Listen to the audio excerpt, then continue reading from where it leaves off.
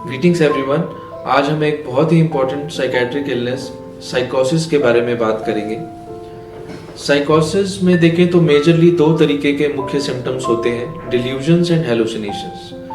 तो डिल्यूजन्स को पहले अच्छे से समझ लेते हैं। डिल्यूजन्स को अगर मैं सिंपल वर्ड्स में समझाने की कोशिश करूं तो delusions are false firm and fixed beliefs. कुछ ऐसे बिलीव्स जो कि गलत हैं बट पेशेंट की सेंस में वो बिल्कुल एग्जैक्टली वही है जैसा उसका थॉट पैटर्न है। जैसे एक एग्जांपल से मैं बताऊं तो बहुत कॉमन है डिल्यूजन्स ऑफ रेफरेंस, कि कोई भी दो स्ट्रेंजर्स अगर बात कर रहे हैं तो वो मेरे बारे में बात कर रहे हैं, या पैरानॉइड डिल्यूजन्स कि ये लोग मुझे नुकसान पहुंचाना चाहते हैं, जिसको कॉमनली फैमिली मेंबर्स शक की बीमारी के तरीके से एसोसिएट करते हैं कि शक करने लगा है हम पे पेशेंट, जो भी अफेक्टेड इंडिविजुअल है। ऐसे ही कुछ और कॉमन डिल्यूजन्स हैं, जैसे डिल्यूजन्स ऑफ इनफिडेलिटी कि मेरे स्पाउस का किसी के साथ अफेयर चल रहा है, चाहे कोई भी एविडेंस नहीं हो, कुछ भी ऐसा नहीं, फोन में कुछ नहीं देखा या कुछ भी ऐसी एक्टिविटी नहीं है, बट फिर भी उसको एक डिल्यूजनल बिलीफ पैदा हो गया है अफेक्टेड इंडिविजुअल को कि नहीं, मेरा पार्टनर कहीं और इन्वॉल्व है। ऐसे ही सेकेंड जो सिम्टम है hallucinations. Hallucinations are basically perception without stimulus.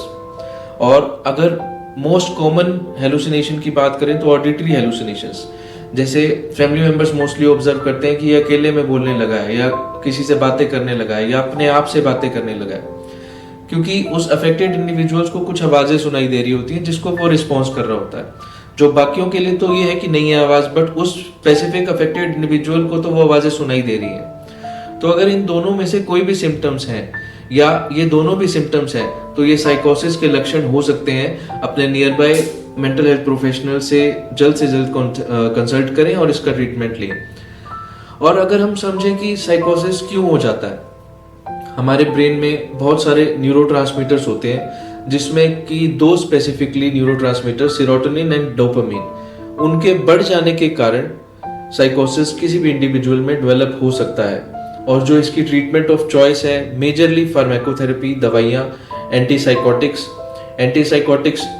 इन्हीं दोनों केमिकल्स को, सेरोटोनिन एंड डोपामिन के लेवल्स को कम करने पे काम करती हैं। कुछ एंटीसिपेशंस नॉर्मल लोगों को, नॉर्मल पब्लिक को, फैमिलीज को ये ज़रूर होती है कि इन मेडिसिन के बहुत साइड इफ़ेक्ट्स होते हैं, इनसे नशा होता है, इनसे वेट गेन हो जाता है, या इनसे हाथों में कंपन होने लगती है।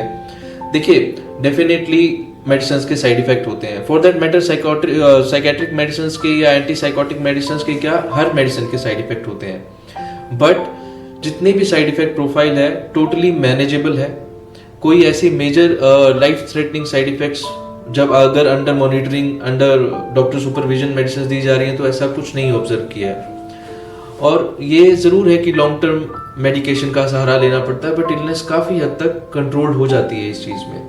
साइकोसिस के ट्रीटमेंट में एक ये बात खास तौर पे देखी गई है, जितना जल्दी ट्रीटमेंट इंटरवेंशन शुरू हो जाए उतना मेडिसिन का कोर्स शॉर्ट रहता है। और अगर हम ऑब्जर्व करें तो ये बीमारी खास तौर पे नशे के साथ काफ़ी इसका रिलेशन देखा गया है। कैनबिस अब्यूज़ के साथ खास तौर पे साइकोसिस की प्रॉब्लम्स बहुत बार टीनेज बच्चों में देखी जाती है। और अगर किसी में जेनेटिक प्रोबेबिलिटी है, जेनेटिक प्रीडिस्पोजिशन है किसी फैमिली में, तो अगली जनरेशन में, ऑफस्प्रिंग में प्रोबेबिलिटी टू डेवलप साइकोसिस ज़्यादा होती है। तो अगर ऐसे कुछ भी फैक्टर्स हैं तो बिहेवियरल ऑब्जर्वेशन के तहत इन सब फैक्टर्स को अर्ली इंटरप्रेट करके और अच्छा प्रोग्नोसिस दिया जा सकता है।